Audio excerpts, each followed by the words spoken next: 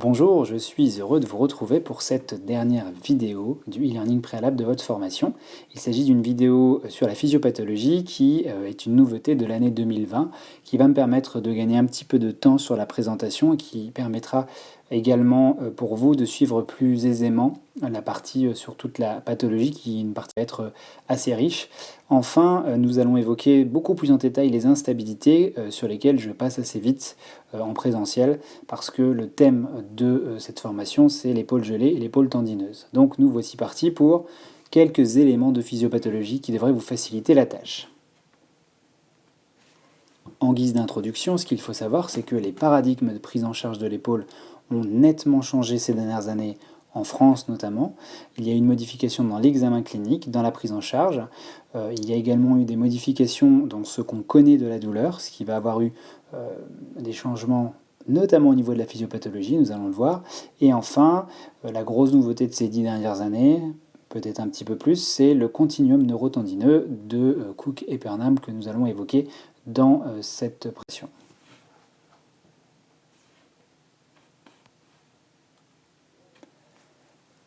Alors la douleur d'épaule, je l'assimile pour ma part un petit peu à un jeu de cartes. Si on avait un jeu de cartes avec des familles, un peu comme le jeu de cette famille, eh bien un patient qui vient nous rendre visite et nous dit qu'il a des symptômes à l'épaule, on se pose tout un tas de questions pour savoir ce qu'il a, ce qu'on appelle le processus diagnostique, dans lequel on a un raisonnement clinique qui se met en place. Eh bien, il y a plusieurs familles de choses qui peuvent faire mal à l'épaule. Vous imaginez bien que certains auteurs ont essayé de classer ces douleurs. Alors vous voyez une classification ici qui date des années 2011, une classification auquel j'ai participé avec Fred Exrohr, Christian Dumontier et Gilles Barrette. Vous pouvez retrouver cet article dans l'EMC.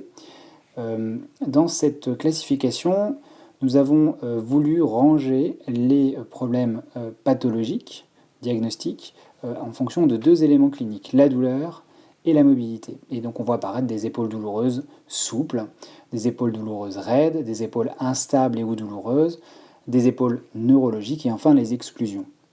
C'est une classification que je ne vais pas utiliser dans le cours, mais que j'ai utilisée pendant des années. Ça faisait 10 ans que je tournais autour de celle-là, parce que finalement, avec le recul, elle est peut-être moins adaptée à ce qu'on fait maintenant, mais le fait de vous montrer cette diapositive, ça permet de revenir dessus et de voir que les choses ont évolué. Actuellement, dans notre champ, nous avons deux façons d'envisager la classification. Soit fonctionner sur ce qu'on appelle des symptômes, soit poser un diagnostic par structure. Et ces deux façons de faire, nous allons en discuter pendant la formation. Vous verrez que je vais souvent revenir sur ces éléments-là. Ici, vous avez une classification de M. Jeremy Lewis qui va raisonner sur, un petit peu comme ce qui était présenté juste avant, la mobilité et la présence de douleur, le tout entouré par des éléments qui vont avoir un impact, à savoir l'hygiène de vie, les facteurs psychosociaux, la biomécanique et le contrôle moteur. Ici, on est sur une classification donc en fonction des symptômes, plus fonctionnels. La classification que vous voyez apparaître ici est une classification d'une néo-zélandaise qui s'appelle Angela Cadogan, qui elle est une classification par structure et qui a pour caractéristique de présenter un diagnostic par soustraction. Le principe de ce diagnostic par soustraction est d'éliminer les pathologies une par une dans un certain ordre pour augmenter la probabilité de trouver le bon problème, ou en tout cas de poser la bonne étiquette sur le patient. Pendant le cours, j'ai pris la décision de me caler pour l'année 2020 sur cette classification. Pour rappel, évidemment, tout ce que je vous montre ici, ce sont des choses qui sont sujettes à évolution. Il ne faut pas déjà prendre pour argent comptant ce que je vous dis. Il faut aussi accepter que les choses se modifient avec le temps et évoluent. Peut-être que dans 10, 15 ans, on ne dira plus la même chose et finalement, ça paraît bien normal et sain puisque ça fait partie du processus de progression de la connaissance. Modifier et moduler ce qu'on pense des choses. Nous voici donc partis pour une présentation sommaire des intitulés et des parties de ce diagnostic par soustraction. Nous parlerons en premier lieu de la notion de pas une épaule. En effet, avant de se poser la question sur un diagnostic déjà par structure, et également pour se dire est-ce que c'est un élément de la région épaule qui fait mal, il faut d'abord être sûr d'éliminer le reste. Et dans pas une épaule, il y a deux choses. Il y a ça n'est pas une épaule et ça n'est pas pour moi, on appelle ça une exclusion. Donc nous verrons ensemble les pathologies d'exclusion qui touchent l'épaule. On peut évoquer très rapidement par exemple les fractures, les tumeurs, etc.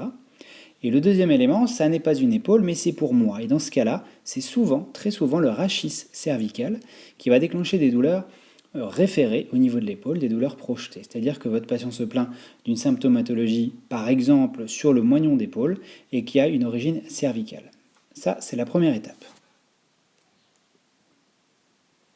Deuxième étape à évoquer, il y a ce qu'on appelle les épaules instables. Et là, je vais passer un petit peu plus de temps sur cette partie car ça évitera que je vous ennuie avec ça pendant le cours. Les épaules instables, parlons-en. De quoi dépend la stabilité d'une articulation? Ça, c'est très général. Il y a un espèce de trépied sur lequel repose la stabilité articulaire. D'abord, il y a les éléments actifs. En l'occurrence, pour l'épaule, il s'agit de la coiffe des rotateurs. Il y a des éléments nerveux pour assurer une bonne commande et un bon contrôle musculaire. Et il y a des éléments passifs, le système ligamentaire, par exemple la dépression articulaire. Ces trois éléments vont faire qu'une articulation sera dite stable. Il est possible que la mise en porte-à-faux d'un de ces éléments génère une instabilité, comme nous allons voir, mais ça n'est pas obligatoire, on peut tout à fait avoir un déficit d'un de ces éléments et être absolument sain, ne pas avoir de symptômes. Mettons-nous d'accord sur quelques définitions.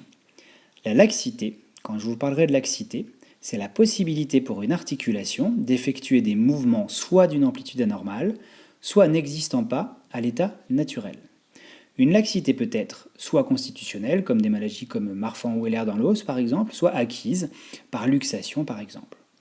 La luxation, c'est défini comme une perte de contact total des surfaces articulaires d'une articulation se produisant au cours d'un traumatisme, en général avec un mouvement qui est connu.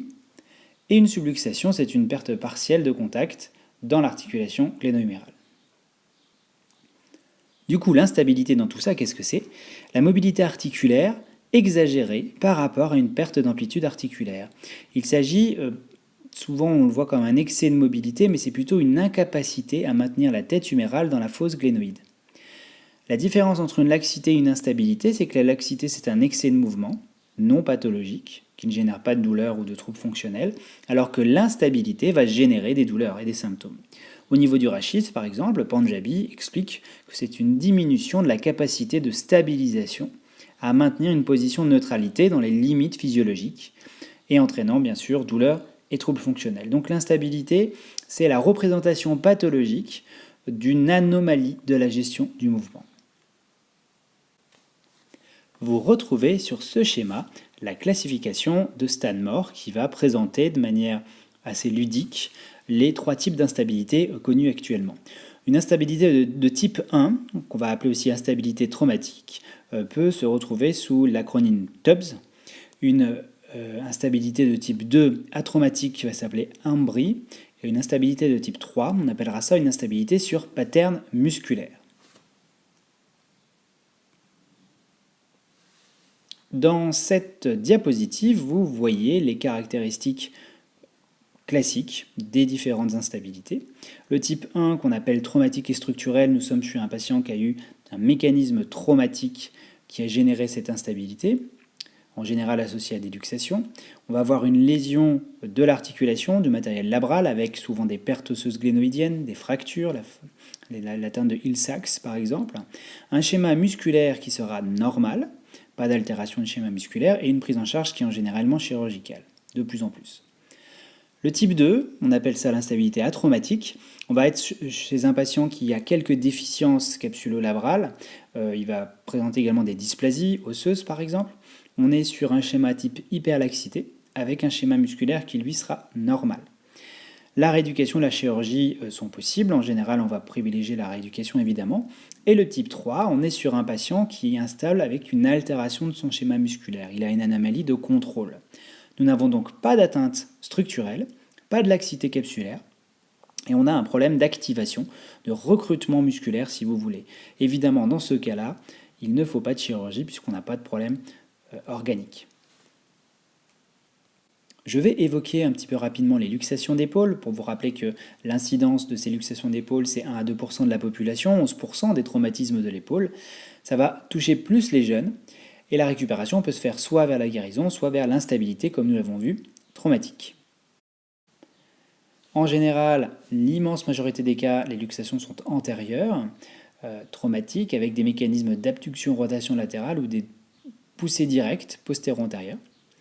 Elle peut de temps en temps être postérieure, et dans ce cas-là, elle va être principalement traumatique, ou bien être le siège de convulsions comme les crises d'épilepsie ou d'électrocution. Et là, le mécanisme, c'est plutôt une flexion-adduction-rotation médiale, ou une poussée antéro-postérieure. Par contre, ce qui est très intéressant, c'est qu'elle est souvent peu diagnostiquée. On peut passer à côté d'une luxation postérieure avec une clinique qui ressemblera à une épaule raide, comme une capsulite par exemple, et avoir des gens plusieurs mois, plusieurs semaines après qui finalement sont diagnostiqués avec une luxation postérieure.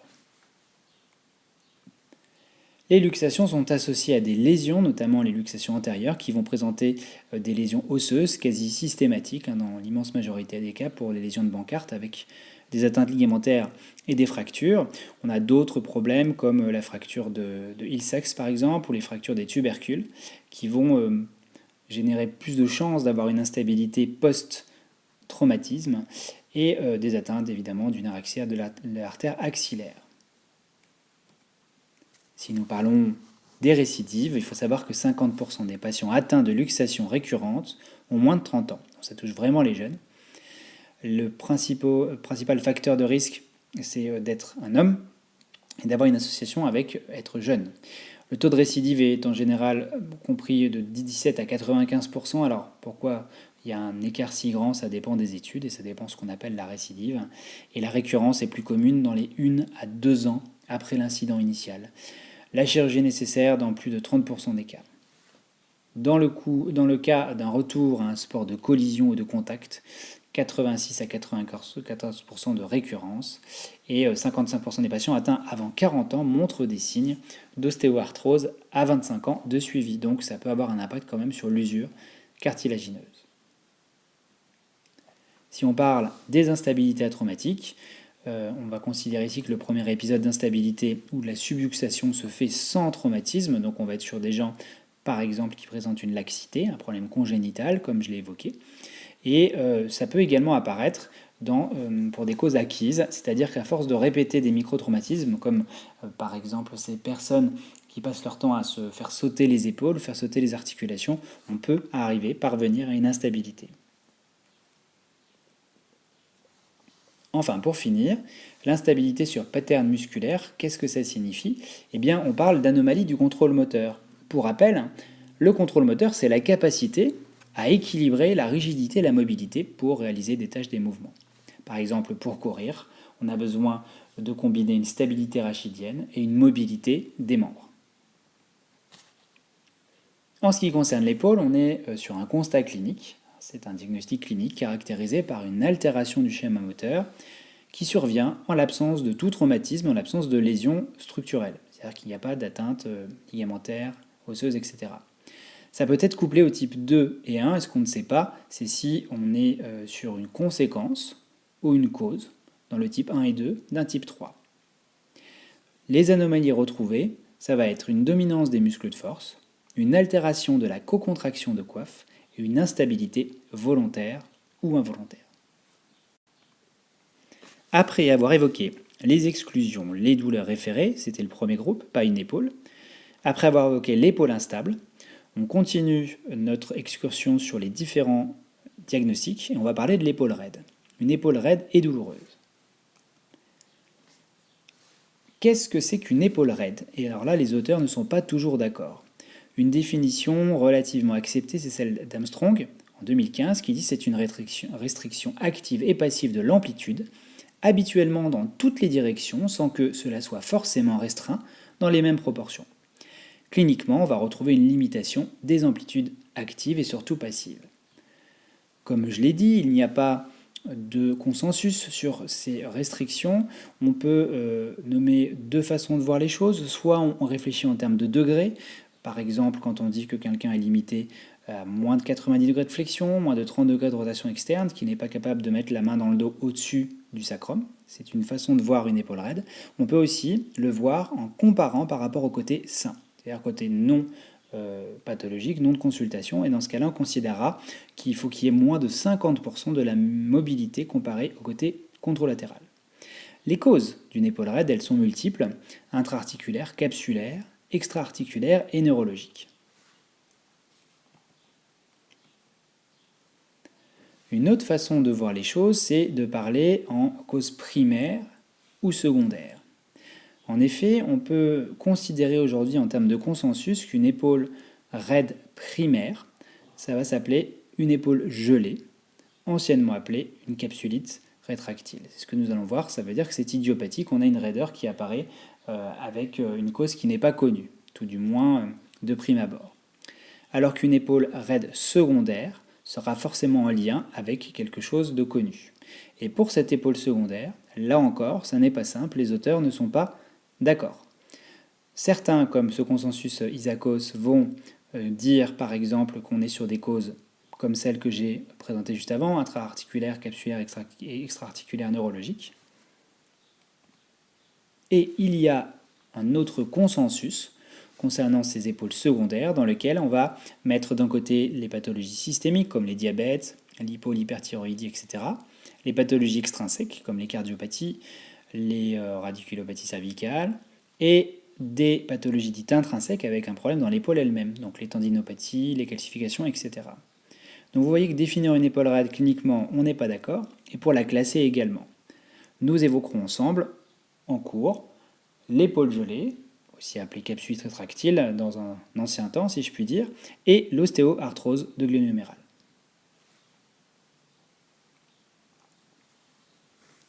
Passons maintenant au quatrième groupe, l'épaule faible et douloureuse. Et là, nous allons ouvrir la fenêtre, si je puis dire, des pathologies de la coiffe des rotateurs, et c'est là-dessus que j'aurai beaucoup de choses à vous dire en présentiel.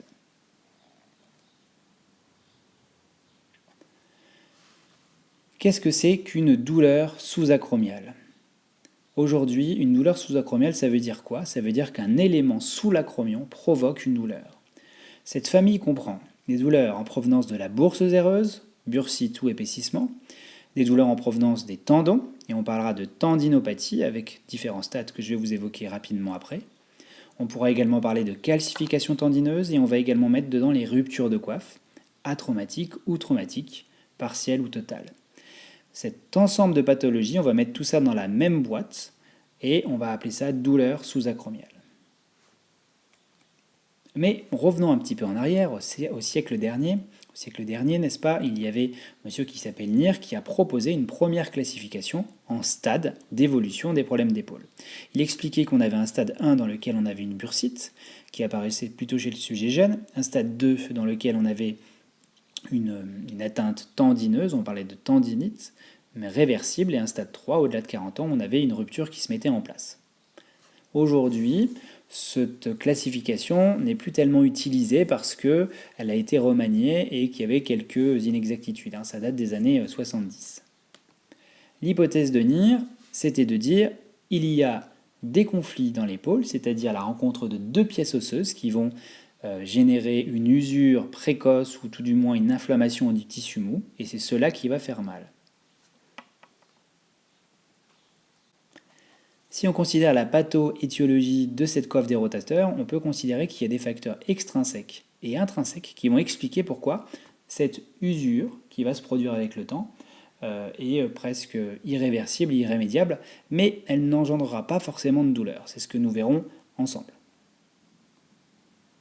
Vous avez ici un schéma un peu compliqué en anglais pour lequel je vous ai traduit les idées principales dans les diapos suivantes, qui a été créé par 16 en 2011. Les facteurs extrinsèques qui peuvent expliquer que la coiffe peut subir une atteinte, une usure. On a des facteurs anatomiques, évidemment, avec un acromion qui peut être plus ou moins crochu, pentu, un épaississement du ligament coraco-acromial. Il y a également des facteurs biomécaniques qui sont la cinématique scapulaire, sa position. Plus vous avez une bascule antérieure, moins ça va aller bien. La présence d'une syphose thoracique.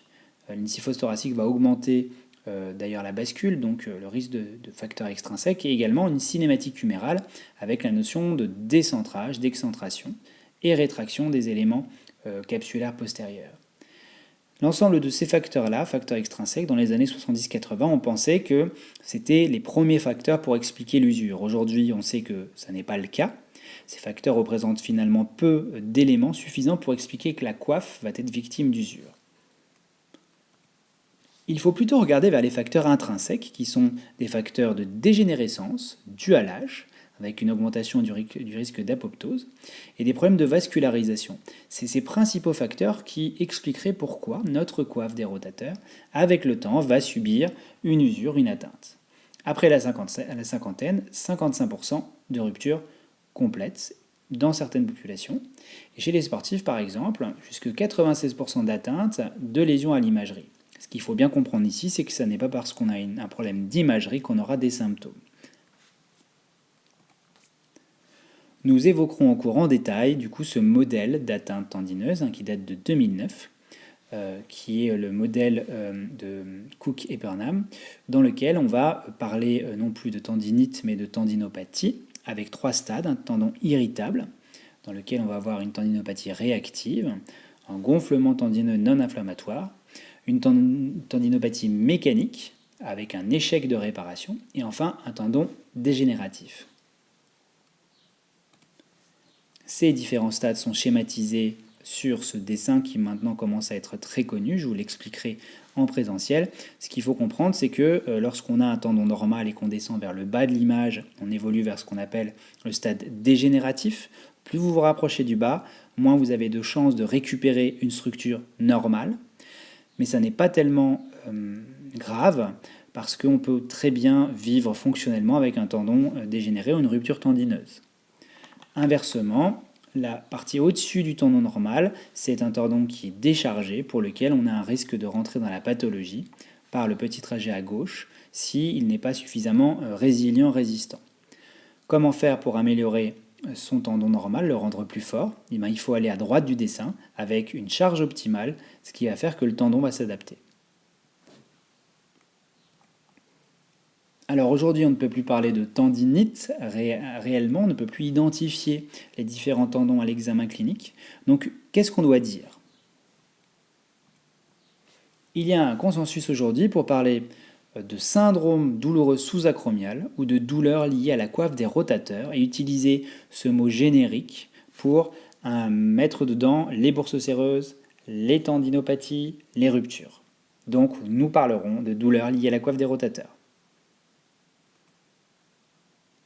Évidemment, je vous évoquerai en cours les tendinopathies calcifiantes, ainsi que les ruptures de coiffe. Pour en finir avec la dernière famille, l'articulaire, qu'est-ce qu'on en fait? Bien, dans cet articulaire, on va placer 2 choses.